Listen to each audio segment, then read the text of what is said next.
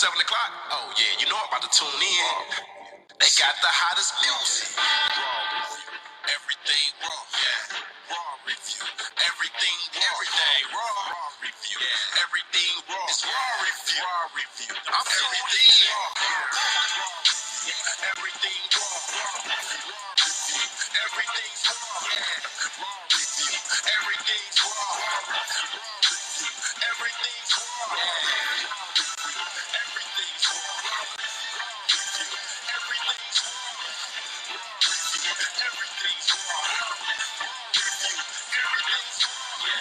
every Saturday at 7 p.m. It started in Detroit, now the world know them. Yeah. Raw Review live stream podcast. Get your music heard quicker than the email blast. Send it if it's raw. Get an interview and all. They got a number you can call to promote what's going on. Music and movies and entertainment. They do pop-ups and giveaways on the daily. Yeah. Platform for any local business. Anybody black owned and we independent. Yeah, we the best live podcast stream. You know the team is brought to you by Promo King. Yeah. Raw review. Everything raw. Raw review. Everything's raw. Yeah. Raw review. Everything's raw. Raw review. Everything's raw. Yeah. Raw review. Everything's raw. Everything's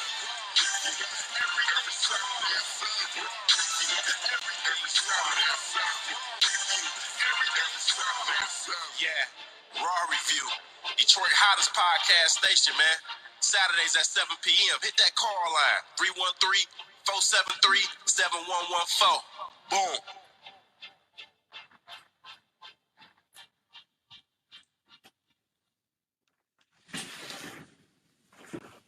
What up, though? What up, though? What up, though?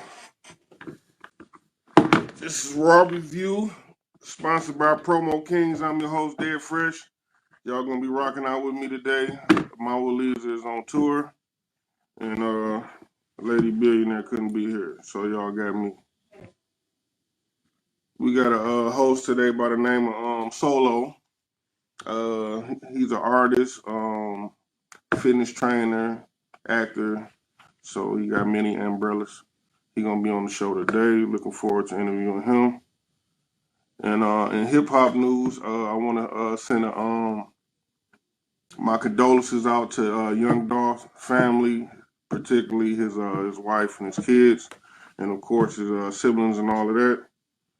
Sad to hear about the brother getting killed the way he did, just going to get some cookies and ice cream in his neighborhood. So it's fucked up. You can't even steal part being your neighborhood you grew up from with a little bit of money. And it's just sad. And we losing too many of our brothers.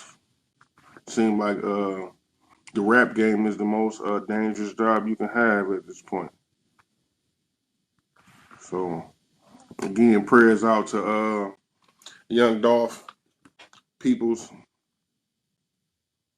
Also in hip hop news, we're gonna be having a versus with Bone Thugs and Harmony and 3 6 Mafia.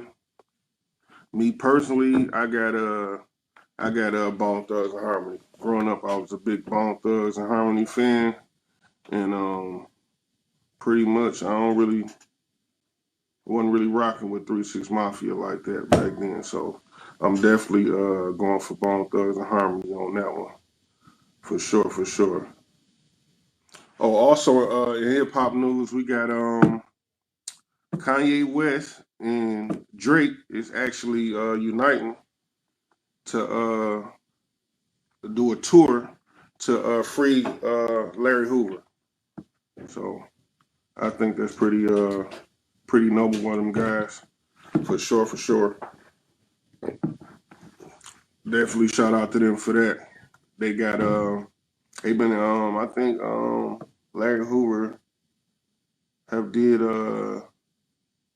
if I'm not mistaken, he's did like 50 years in prison.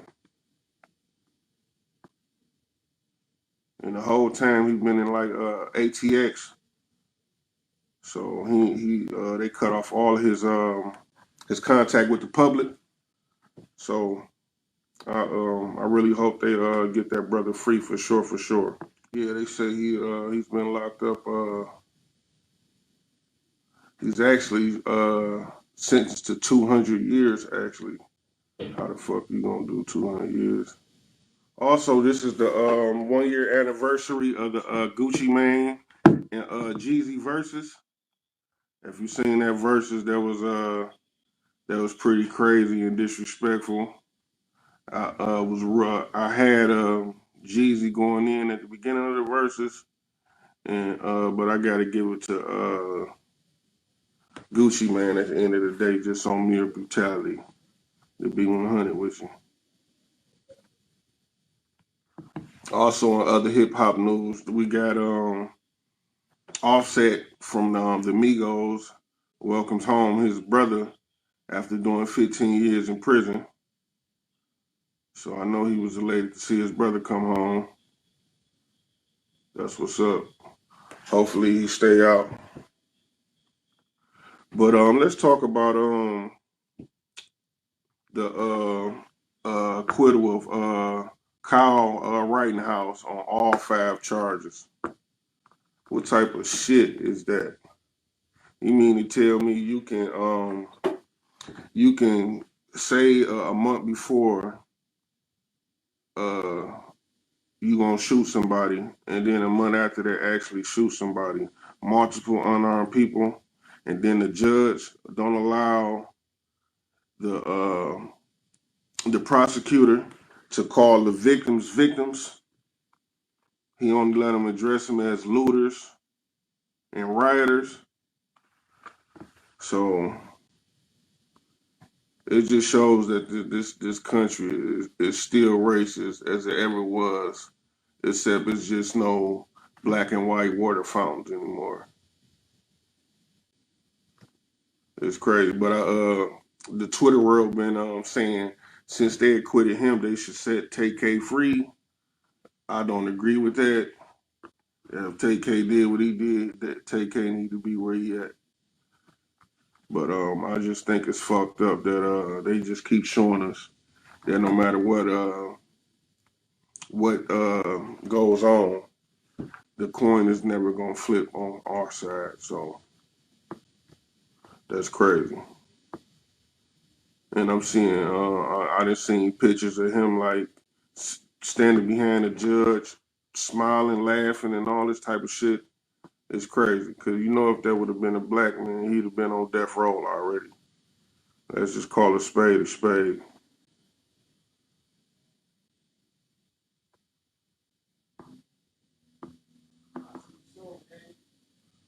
But it might be some good, some good news in the finding of Dolph killers. They say the killers may have been shot, fleeing the scene. So we'll see how that go. And we figure bring in today's guest, Solo.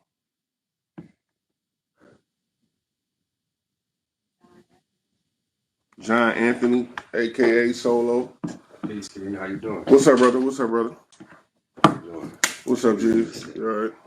Right here. Come on in. Yeah. How you doing? I'm good, brother. How you? Good, man. Okay. Huh? I can drink. Oh, you do what you want to do. Yeah, you definitely do what you want to do. Tell our audience a little bit about yourself. Man, when you say a little, Or a lot of bit, a little bit. I'm gonna keep it short. I'm gonna keep it brief. My name is John Anthony. I'm from Hamtramck, Michigan. Okay. Moved to Monroe, Michigan when I was about 13. So I was raised halfway in Michigan, Hamtramck, and then I moved to Monroe, Michigan.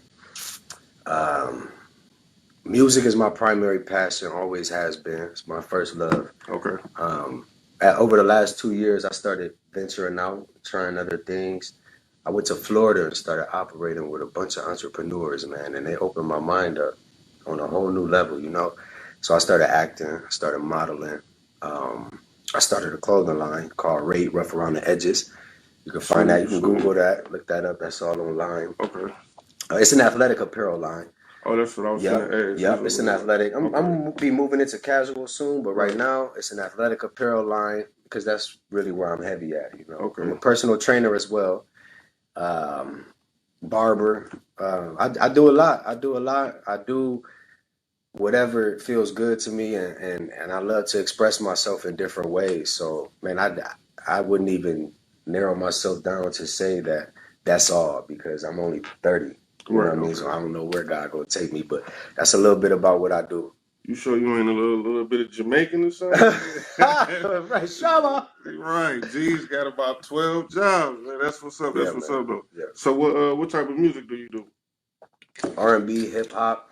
So you rapping and singing? Yep, yep. Okay. I try to sing. Singing is something new, Um, You it's can't just try to sing though, motherfucker. You gotta know. no, I'm not no Chris Yeah. Brown, but Okay. Right. Right. I try to. I could carry a note. Okay. I could hit a tune. It's fairly new. Rapping, hip hop has always been my thing. Yeah. But I feel like when you're a musician, there you would never limit yourself Right. to Ain't no one limits. Yeah. form Yeah. of Yeah. music. Right. Yeah. Because I mean that's just closed minded. So Yeah. Yeah. For sure. Hence yeah, how Lil Wayne came out with a rock album. yeah, and I man, Yeah. I respect that man so much Yeah. For because sure. that man evolved with the times. Yeah. He evolved with the times, and Yeah. that's true art. For sure. You know. For sure. Yeah, we was just having a debate at the barbershop the other day. Do you consider Lil Wayne a rock star? I mean, I think honestly, I think rock star is a lifestyle. It's not a genre. I think being a rock star is a lifestyle. I'm a rock star. You look like a rock star. Right, right. Rock star is it's an edgy lifestyle. It's like grungy. Mm-hmm. I'm out here grinding in whatever area you in, whether Yeah, it be yeah, music yeah. or I feel like rock star is I'm a rock star. I Right. like to think so. Yeah. Yeah, So how long you been doing music? man. So I was about 11. 11. Since you I've been about writing 11. music since I was 11. That's what's Yeah, up. my older brothers, they started and they fell off, but they inspired me and influenced me, and I just fell in love with it. You know, Cool, cool, cool. All right, so two-part question. What were some of your influences as a kid as opposed to your influences today?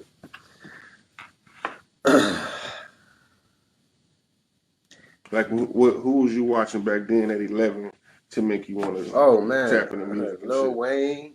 I mean, I'm a '90s baby. 90, I was All right. born in '91, so I was right there in that era. My uncles, my brothers, all my people older. So my uncles, my brothers, my mother's boyfriend at the time, my cousins, everybody. 90s is right when things started really to transition. So For I sure. still came up on Pac. I still came up on Snoop. I still came up on Nas.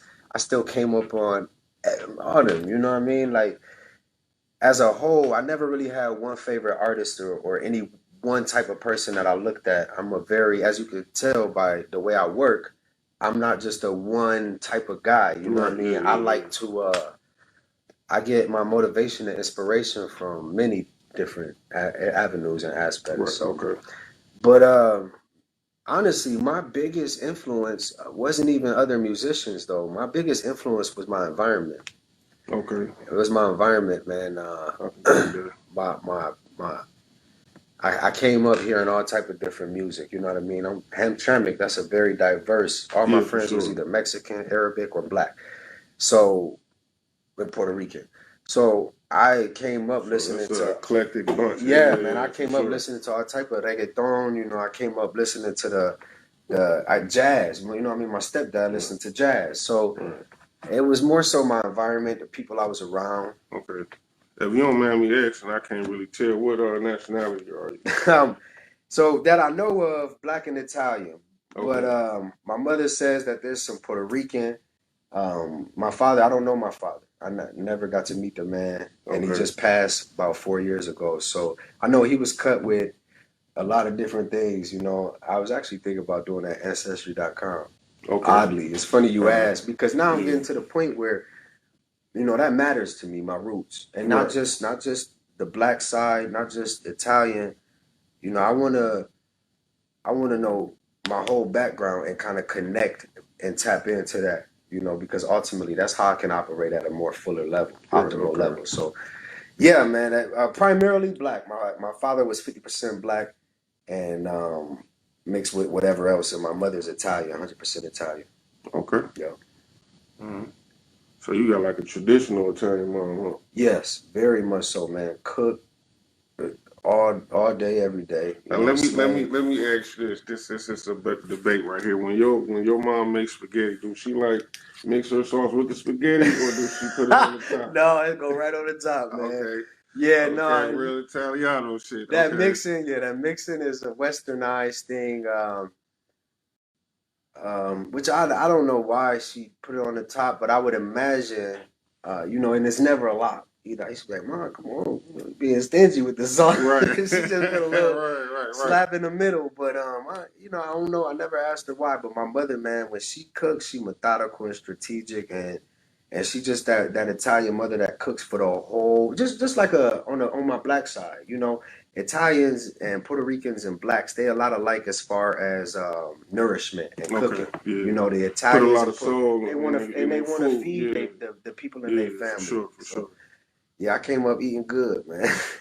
For sure, I definitely could tell. So how did you get into the fitness thing? How long you been in the fucking with the fitness? I've been working out for about 13 years, and it all started in jail.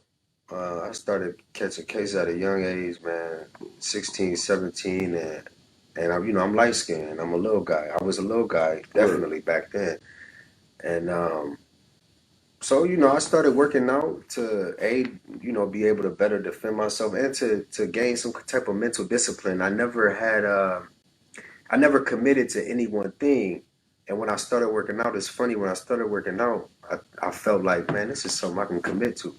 And I've been doing it faithfully ever since. Okay. Every day. Okay. Yeah. All right. So how did you make the transition from you just said you stated you had a troubled childhood. So how did Mm-hmm. you make that Prison. 180 Prison. prison? Prison. I learned that I did 3 years in prison. Okay. And I've been home for it. I learned that prison either make you better or worse. There's no gray area. Yeah. And by the grace of God, man, it clicked for me. I got Right. a lot of friends, it still ain't clicked. You Right. know, For sure. Me too. I'm sure you, yeah. Me too. So man, like It clicked prison, for me as a juvenile though, cause that's I started good. I wish it. catching cases at like 13. So Oh, you're young. yeah. It You clicked for jumped me up. as a juvenile Yeah, for sure. So yeah. I definitely can relate. Mm-hmm. So And yeah, actually, all my friends that I grew up with is either dead or in jail or just getting out. it's sad. Typical story, man. It's Except for sad. I just got one friend and he weird. Yeah, he came back weird. No, I'm saying he weird. That's why he ain't. Oh, he ain't been in no trouble. Right, yeah, Right, you know right. what I'm saying? Yeah, He weird, you know what I'm yeah. saying? Busting the grape. Besides that, you know what I'm saying? That's Everybody dope. else, Hey, shout out to you, man. Because I yeah. wish I was a little more weird growing up. For sure, That Ain't would nothing have wrong saved. with that. He was Hey, and while never. I'm shouting out, big shout out to Duke Marino, man. Daniel, man. That's my baby, man. Plugging me in since we met. We've been locked in, and it's love. So big shout out to you, Yeah, King. big shout out. Yeah, that's my brother, actually. Is it? Yeah, yes, sir. That's Yes, my sir. dog, man. Yeah. That's Yeah, what's man. up. I wouldn't trade him for the world, for sure, Yeah, for sure. he's a He good worth his man. weight in gold, for sure. He's a good man. Yeah. So, what's what you got on the horizon as far as a project? With you guys? No, With I'm y'all, talking about period. your music, music project. So my music, I'll be dropping. So the gift and the curse, it's perks and cons. It's pros and cons to having multiple hustles. Right now, I'm in a season where I feel in my spirit I'm putting music on the back burner. Okay. Music ain't never going nowhere. My talent is not going nowhere, you know. And I'm only growing as a person every day.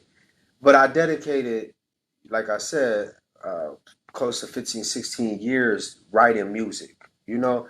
So about a year and a half ago is when I really toned it down and I stopped going to shows. I stopped doing all of that nightlife. Right. Okay. And I really want to focus on, I just started my business a year ago, my athletic apparel line. Right now it's an online store and I would like to build up more revenue and generate more income to open a storefront. So that's my main priority right now.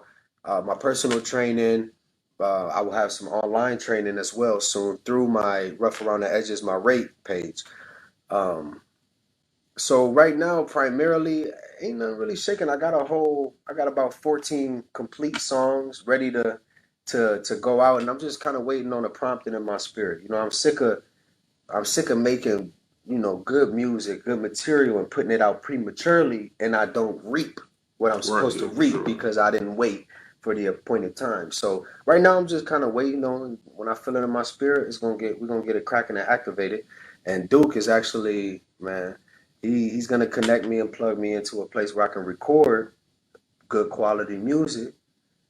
Man, I'm dope, man. I'm dope. You know, and that's what I always lacked out here was resources. And the support to Yeah, you, for sure. that support, man. Because out here, you know, it's hectic. It's critical out here. Right. Detroit, Michigan, period, is critical. And if you're not in, ain't nobody gonna let you eat with them. You kind of got the wrong mind state, to be honest with you. Really? Because everybody blowing off of their own work. Well, yeah, I'm not trying to. It's because the thing is, we in an age where you ain't got to wait on no label no more. Yeah, true. You can just hit an upload button and, instantly tap into the world. True. You know what I'm saying? Right. So look at the guy designer the Panda song. Yeah. You know what I'm saying? The one hit. Yeah. One hit, you know what I'm saying, could change your life forever. It go both ways though. So you know what I said was, you know, I'm not saying it's not easy to make something happen. Right. I'm just saying the mind state of the people here is closed. I've been to Florida. I lived in Pennsylvania. I lived in Florida. I lived in West Virginia. As far as like music you bring so in Florida, when you walk into somewhere, even Atlanta, it was like that. A lot of love. When you walk into somewhere, you know, let's just say down south. I lived there for a year and a half.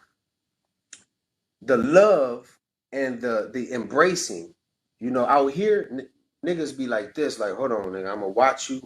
For sure. Which is understandable, right? But at the same time, that negates a lot of potential progress on both of our ends. Cause ain't no telling what I could do for you, and ain't no telling what you could do for me. But people out here are so guarded before, whereas opposed to down south in Florida, it's like, man, come on, man, it's love. Man, let me introduce you to dog. Let me introduce you to dog. You gotta look at it. You gotta look at what the average person go through down here. I understand that. I'm not mad about it. This is a real play for keeps city. It is, and that's why I packed up and I feel like I deserve that to myself to go out there and try. You know what I mean? And I'm gonna tell you, man, every time, like how we sitting here right now, every time I met with somebody, even if that wasn't the plug, the way God was directing pieces, if say you wasn't the plug, like I know the plug. Yeah, and you gonna be like, man, I want you to. It's hard for people to put you up on their people out here because you know everybody ain't ready to vouch. Everybody ain't ready to, and and I understand that because when I went to Florida, everybody like, yo, you got to cut that out. You got to get up out that mindset. You're not in Detroit no more.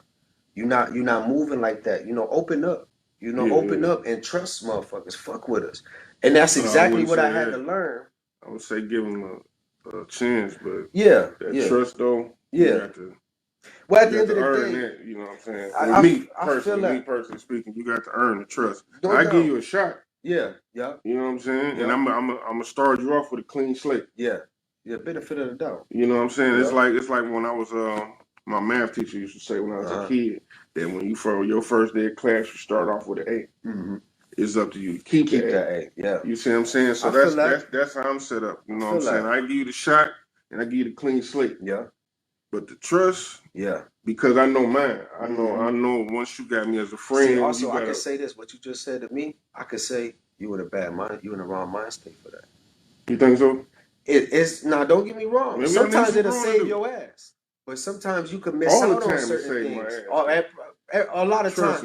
But if you honestly look at it from a subjective standpoint, like just how you said, yo, you can't think like that. You know, everybody not like that. But at the same time, you know. But see, here's the thing, though.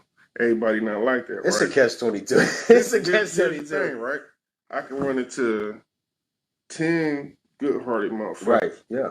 But it only take that one fucked-up-hearted motherfucker to take you off the earth. That's true.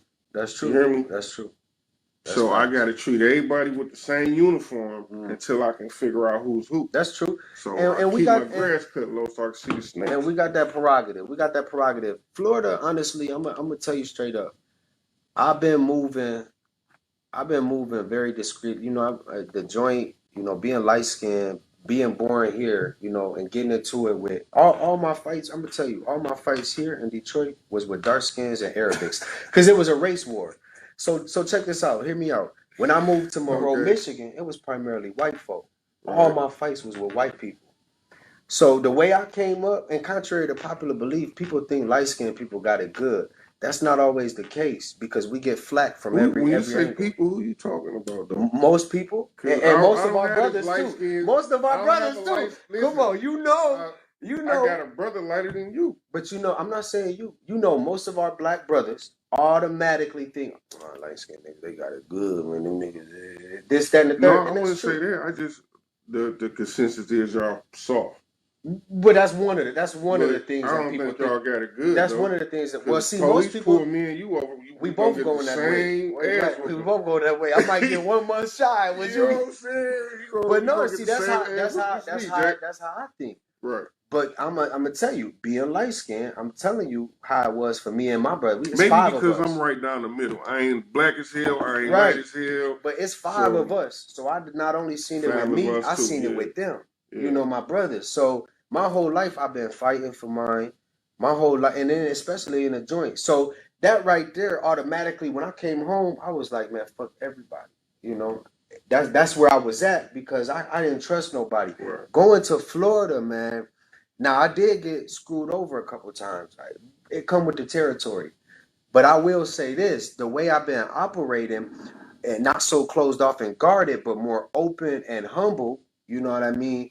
And easier to talk to, a lot more happened for me out there. A lot happened for me when I broke that mindset. Now, like you said, though, you gotta, you know, kind of treat everybody with the same uniform until you got a better understanding or a better feel for who they for is. Sure.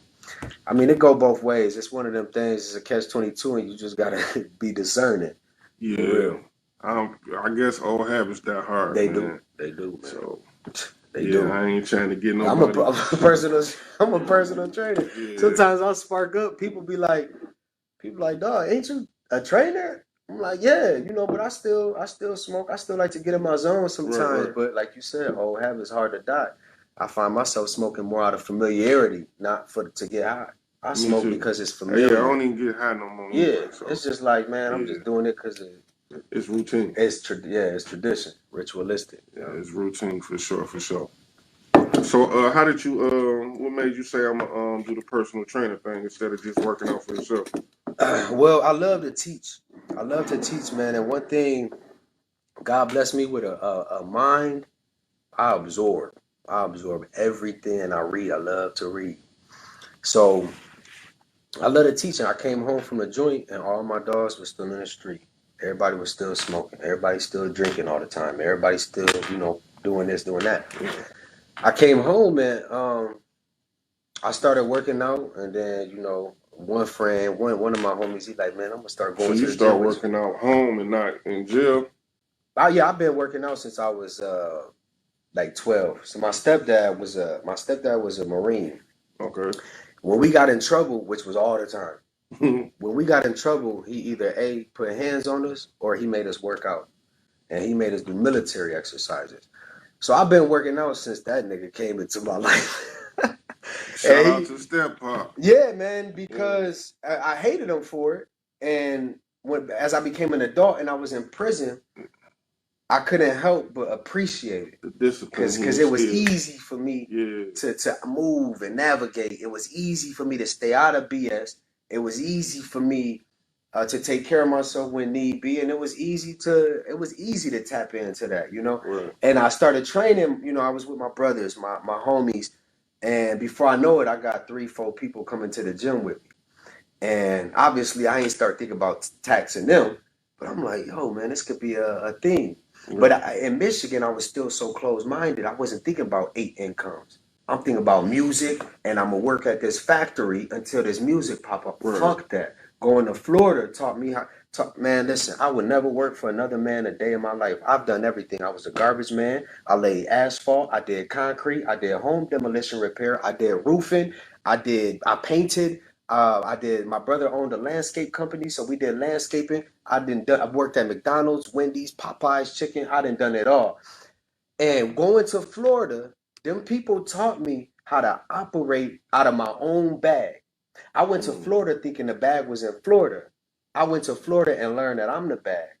And all it took was for me to get around people who operating like that.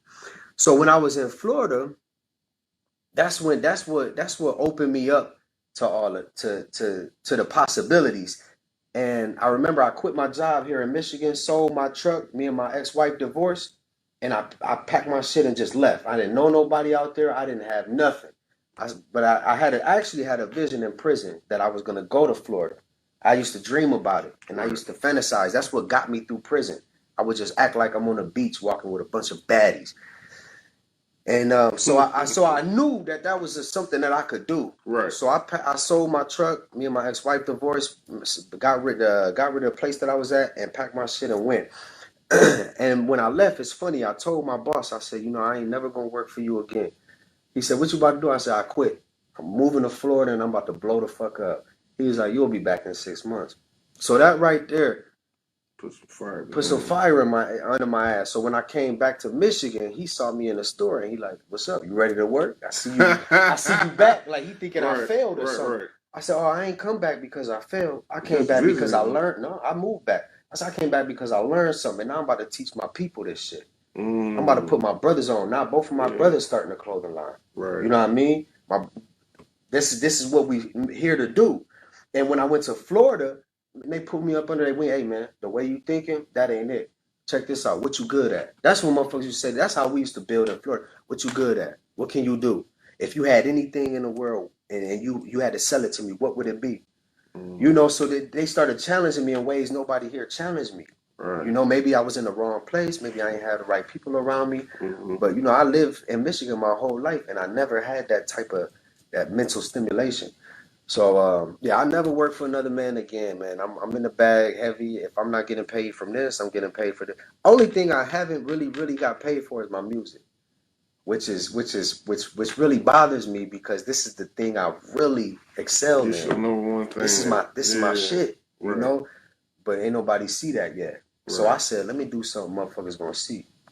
So in the music world, do you go by your John Anthony? So what's the solo? So my whole life I went by solo. Man, I don't like to get too deep, but life is deep. So I went by solo my whole life, right? That's what everybody called me because I was always alone. When I was in prison, I was just meditating, I was chilling, and God revealed something to me. He said, "The reason you always been alone," I spent 6 years altogether in a cell. He said, "The reason you always been alone and by yourself is because you identify as solo. When people call you solo, it resonates with you. That's why you always alone." You know what I mean? I embody that guy. I like that. When everybody like, "He ain't never with nobody." I like that. Right. But who the fuck want to be alone all the time? For sure. So when God revealed that to me, he said, "This is your name. John Anthony Buckley is my name." Buckley was my father's last name. He said, "This is your name, John Anthony, not solo, and then I'm 30. You know what I mean? Right. That shit ain't cute no more. Aliases. When I meet somebody in a business conference, I'm not about to shake their hand and say I'm solo. My name's John Anthony. So that's where that came from. I got rid of that solo. My brothers, everybody still call me that back home, and I'm like, "Listen, man, that ain't me. That's not me no more." So. And you say you cut hair. How did you get to the cutting hair thing? Prison. I was just I started cutting my own hair. Comb and a razor. Comb and a razor, dog. Okay. I was using a comb and a razor and a beard trimmer. Definitely in tune, for sure. Yeah, man. But I started cutting my own hair when I was like 15, because I never had money for a barber. So I would watch my big brother, and he would cut his hair and shit. Fuck his shit all the way up all the time. But he was cold with the line, right. But he pushed his shit all the way back all the time. And I started watching him, and And, you know, I picked up the clippers and I started practicing on myself, but I didn't start cutting other people's hair to the joint because I ain't had no bread in there. My ex-wife had left me when I was in there. So I ain't had no bread.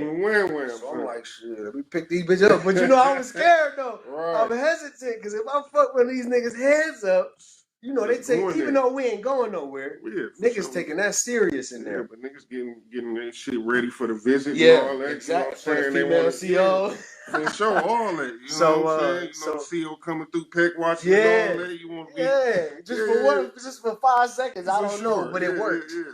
But that's when I started cutting other people. I mean, I cut my brother's hair before prison, but I started cutting everybody's hair in prison and then after prison. I came home, I was a dog. I got some real clippers. I was like, ooh. Yeah, because I know some guys that are cut better with a fucking razor and a comb than what a motherfucker can do with a whole line of clippers. With a tape, see, I could do a taper. One time I tried to fade on this dude, man, in the joint. That took like 4 hours, man. The razors that they had gave us, we had these, obviously they maximum security razors. Somebody had just popped a blade out and had got somebody together. So they gave us even these smaller, more maximum security where the blade is barely exposed.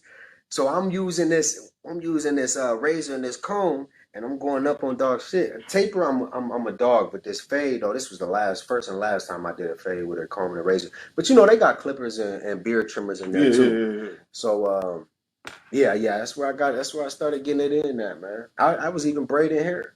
I braid my own hair. I braid my daughter's hair. I was braiding hair in the joint. Only my homies though. I wasn't braiding everybody. But yeah, man, I'm a hustler, man. And if I'm not eating, my thing used to be because me and my brothers we used to box. So my thing used to be I'm gonna take somebody's shit. You know, if you eating and I'm not, I'm gonna take it and we gonna figure it out. You know, and just going to prison, it just all that time by myself really taught me a lot about myself and what I'm capable of. Mm-hmm. So when I came home, and my own family finally starting to realize and recognize, like, yo, you gifted, you talented. But it took a purgative state, you know what I mean? It took for me to be up in there to really figure out who I am. Yeah. Yeah. So you did some soul searching in there. Yeah, man, for real. I utilized that time to the best of my ability. I wasn't wasting no time. But the first like 9 months, I was in there partying, drinking, you know, mad at the world, you know what I mean, fighting. But I almost lost my parole. I had a parole, and I did end up losing my parole. I was supposed to do 2 years. I ended up doing almost 3. And they flopped me. But well, good thing they didn't give you the big flop though. Yeah, the 18. Yeah. The 24. 24, yeah. 18, 24. Because I had an uncle that had a one to 10. He did 15 years. Yeah, man, that's a bad motherfucker because, so what it is the reason I got flopped, I was surrounded by lifers. I'm in level 2. So, you know, you still with lifers in there because they can work their way down from 5 to 2. But they can't go into 2. Yeah, because usually lifers mellow on out and sit there. Yeah, they're never going out. But if they chill out, they get down to level 2. They start knocking them levels. I got into it with a motherfucker who was never going home. I had 53 days left. And this motherfucker was looking at my pictures, pictures of my wife in her bathing suit. Man, I got that man together. But he wasn't going home. He wasn't getting no letters. He wasn't. But regardless of the fact of the matter, you know, I got him together. And then even when everybody told the police, like, yo, man, this man violated. This man was in this man's shit. You know, they still flopped me. And I'm like, you got me in here with this man who ain't never going home. He ain't got nothing to So he didn't keep a G, huh? He ain't got, no, he did. Hell no, he got his ass whooped and sat there quietly in there. Wow. Yeah, man. Told, huh? Pussy. Yeah. So what's your next plan? I know you got another one besides. But like I said, man. Endeavor, rather. Yeah, well, like I said, man, I'm just I got another idea for a clothing line, so I'm gonna give this one another year, and that's what I would love to do. I would love to open up a storefront. It'll be half of a gym and half of a clothing store because I don't like these gyms, the big gyms. I don't like being around everybody. I like to do my own thing. I don't like working out in front of a lot of people. So why is that? So sometimes it's a distraction, and it's for a couple different reasons. Sometimes I get a lot of people that come up to me and they want to ask questions, but my biggest thing is the women. I find myself when I'm in the gym and I'm supposed to be focused up and tapping in. Sometimes I'm really good about focusing, but sometimes I find myself looking over here, worried about if she, just God damn and, that ass fat. you know what I mean? Or I'm like, damn, shorty looking at me. I'm just not focusing on what I'm doing, and I don't like that because you. It's very important to connect with your body when you exercise. That's where you get your best results from. So last like 4 years since I came home from prison, man, I just really didn't like working out. Or maybe it was a little bit of trauma from prison. You know what I mean? Being around shit happening when you in the yard. Mm-hmm. I don't know what it is exactly. That's probably honestly, I never thought about that. That could be it. When motherfuckers slamming the weights in the gym and doing all that loud, tough shit. It kind of bring me back. So maybe I don't know. So maybe that's part of the reason why I'm a little uncomfortable in there. A big part of the reason is the women. I get to wander and my eyes get to wandering, or just people just be coming up to me interrupting my. You look like my barber, man, Riley D. Dog Cole, he cut rappers hair and everything. You look like Riley D. Shout out Riley D, man. Okay. You said you dibbled and dabbled in some acting too. How did you get into that? So I was out in Florida and I ran into this guy in Walmart. He was a director. Well, he was a script writer slash director. And he walked up to me. He's like, "What do you do for a living?" And I was like, "I'm a rapper." You said you was where now, my I bad? was in Walmart in Okay. Florida. Okay. I was in Tampa, Florida. And this guy walked up to me. He like, "What do you do for a living?" And I used to tell people I'm a rapper. You'll never hear me say that again. I feel like that really takes away from a man, especially a black man, when you say I'm a rapper. You know, that ain't really a good look. Unless you getting them M's and that's all you do, then it's Right. this a little different. But me, I don't like to because that people automatically will write that off. So I'm an entrepreneur. But at the time I was still in that mindset. So I said, I'm a rapper. He said, "You're a rapper?" He said, "You don't model? You don't do nothing?" I said, "No, man. Just music." He was like, "You ever thought about acting?" And I was like, "No, I never thought about modeling, acting. Where we from, you know, you don't really. We think about basketball, sports. We think about Yeah. rapping. Coming up in the Right. Right. music, and we don't really. It's few and far between get into that out here. Mm-hmm. For sure. So I'm like, man, I ain't never thought about. No, I ain't never thought about acting. He's like, "Can you do it?" I was like, "Maybe. Probably." So he gave me his card, and he like, "Well, come up here. We doing these acting classes, and we're gonna be looking for actors in this next upcoming role." So, long story short, I ended up landing a role. Shout out to Ashley LaHoy Media. I ended up landing this role. It was called Complex, a series. It was a Netflix role. It ended Okay. up getting dropped though because one of the artists gave a song that wasn't fully his. He didn't own the beat. So when Netflix caught wind of it, they automatically dropped it Mm. because that's infringement, and they could get sued because their name was on it. So we filmed for about 11 months, man, during COVID. We going through Mm. all the motions that we got to go through. Everybody got their mask on when they not on set, man. We put a lot of energy and effort into this. And that was one of my biggest roles I landed, but I landed 3 roles out there. One of them was a little sci-fi joint that I started filming, and COVID was just slowing everything down. But I learned a lot about myself. I did some commercials, I did some acting, I did some modeling, and did a lot of shit. I did some Disney commercials, a Mountain Dew commercial, and a Christmas commercial. So I'm signed through Level Talent Agency as a talent agent, a modeling, acting talent agency. But I learned though, I look good on camera, and I'm a good actor. But I don't like that. I don't like that. Standing on set for 8 hours just to film for 30 minutes. You know what I mean? You filming 2 little scenes and you on set 8, 12 hours. I'm not passionate about that. Right. I'm passionate about expressing myself, but so I learned a lot, and not only that, working amongst them guys, it opened me up in a way that being around my peers in the music industry couldn't do that. It gave me a dynamic that a lot of people don't have. You know what I mean? So now when I'm shooting a music video or something, I'm a studied actor. You know what I mean? So and a music video is acting. Right. So it just really added to my dynamic. It added to the color of my character, and I did that. It was fun. I met some dope people. I met Robert Riker. I met some celebrities, Tony Jaa, Maurice Crump, Okay. uh, Robert Riker. That dude, he played in Coach Carter. It's the light skinned dude with the green eyes. Okay. Yeah. Yeah.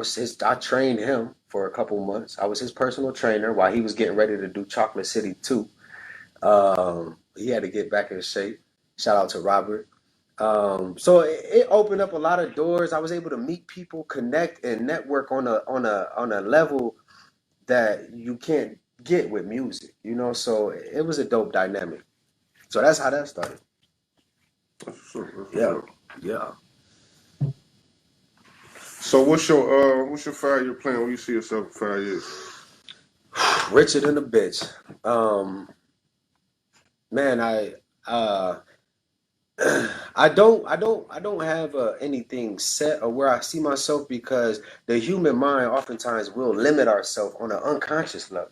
So I don't even want to do that. But I see myself in a position that's 100 times better than where I am, and I see myself in a position to that I can finally help my people in a way that none of us have been able to help each other. So, I don't see myself in no mansion. I don't want none of that. I definitely want a house with an estate and some land for all my people. But, I see myself as successful as John Anthony, in everything that is encumbered in that: acting, modeling, the clothing line, music. I see everything just successful. Okay. Yeah. And where can we find your clothes at? You can go to www.ratebyjohnanthony.com. On Instagram, you can find me at Rate by John Anthony. On Facebook, you can find me at Rate by John Anthony. Right now, a lot of these, when I came back to Michigan and I opened the store back up. That's an acronym, right? How did you come up with Rate, that name? Rate. You want the whole story, or you just want me to? The whole story. Okay. So there's this guy named Rory Lawrence. Shout out to Rory, man, out in Florida, man. He's a director, scriptwriter, very well connected. He's a B-list celebrity. Rory Lawrence, he took me out to dinner one day, and this is one of the guys who assisted and connected me in the acting field.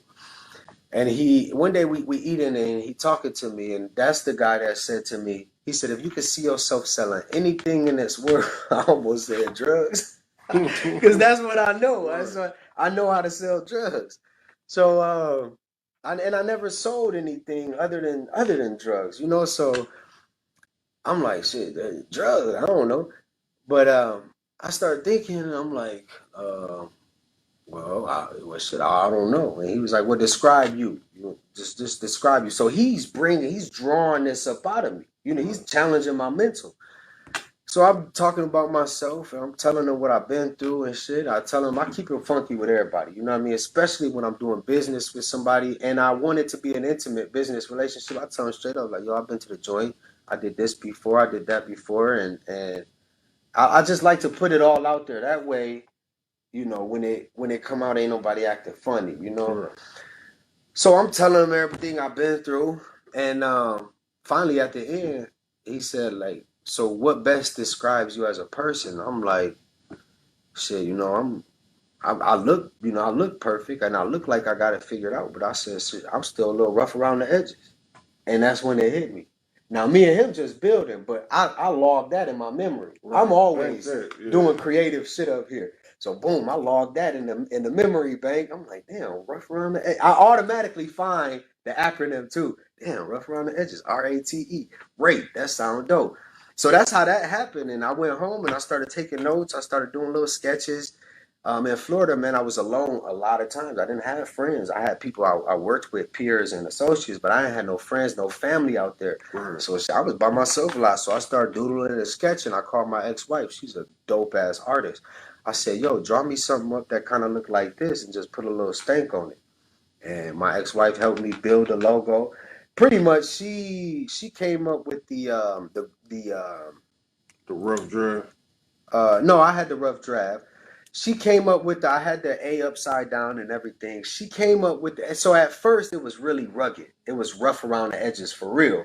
But you can't mimic that in an embroidery.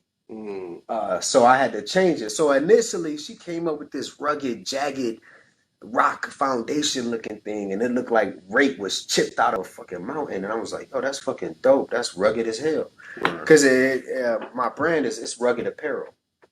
Wait till you see some of this casual stuff I'm about to roll out with, man. Denim sets and everything. I got patches and I got all type of stuff. I'm gonna slap on that thing. But so that's how it came about, man. And I had I think I made like 3,600 doing this little acting gig out there. Mm-hmm. They gave me 3,600 up front, told me go shop it. I spent all that money on the business to get the business up and going. You know what I mean? To legitimize everything.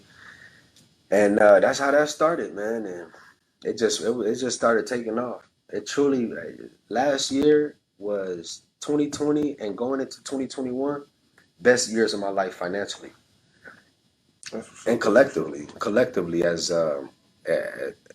regarding everything. It was a really good couple years, man. So that's how that started. All right, anything you want to leave our audience with closing out? Man, listen, I appreciate everybody that tuned in. Y'all fuck with me the long way, not the wrong way. And we're going to win because a lot of people sleep. You know, they sleep on great people. And I learned to not take it personal, you know. It just make me tap in more. So follow me on my journey, man. My name is John Anthony. My personal Instagram account is what is it? I just went on a social media fast. I just came back, so let me see what my handle is. But follow me on the gram, y'all. Follow me on Facebook. John Anthony _11. Just John Anthony _11. JUSTJOHNANTHONY _11. Follow me, y'all, and fuck with me, and let's build and let's come together and make a community because we can all grow together, and that's what I'm on. So my fitness apparel page is up right now, and I'll have online training coming real soon. The music is about to get popping, especially connecting with these cats. You know, the promo kings. Shout out Duke Marino again. You know, just vibe with me and let's rock. And it's gonna be a good show. And you can find me on Instagram at dead_fresh with a Z 313. And you were tuned into Raw Review. You can also catch a rerun of this episode on rawreviewradio.com. If you would like to support the show, the Cash App is $ Raw Review. I'm your host, Dead Fresh. Catch me the same time next week at 7. Peace. Peace and love, y'all.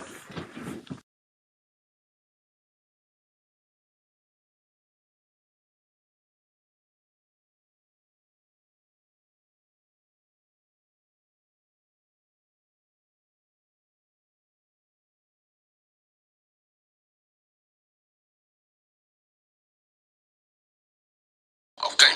Oh, it's 7 o'clock? Oh, yeah, you know I'm about to tune in. They got the hottest music. Raw review. Everything raw. Yeah. Raw review. Everything raw. Everything raw. Raw review. Yeah. Everything raw. It's raw review. Raw review. I'm everything raw. Everything raw. Raw review. Everything's raw. Yeah. Raw review. Everything's raw. Raw review. Everything's raw. Yeah. Everything's raw. Everything's raw. Everything's raw. Yeah. Every Saturday at 7 p.m. It started in Detroit, now the world know them. Yeah. Raw Review live stream podcast. Get your music heard quicker than the email blast. Send it if it's raw. Get an interview and all. They got a number you can call to promote what's going on. Music and movies and entertainment. They do pop-ups and giveaways on the daily. Yeah. Platform for any local business. Anybody black owned. And we independent. Yeah, we the best live podcast stream. You know the team is brought to you by Promo King. Yeah. Raw review. Everything raw. Raw review. Everything's raw. Yeah. Raw review. Everything's raw. Raw review.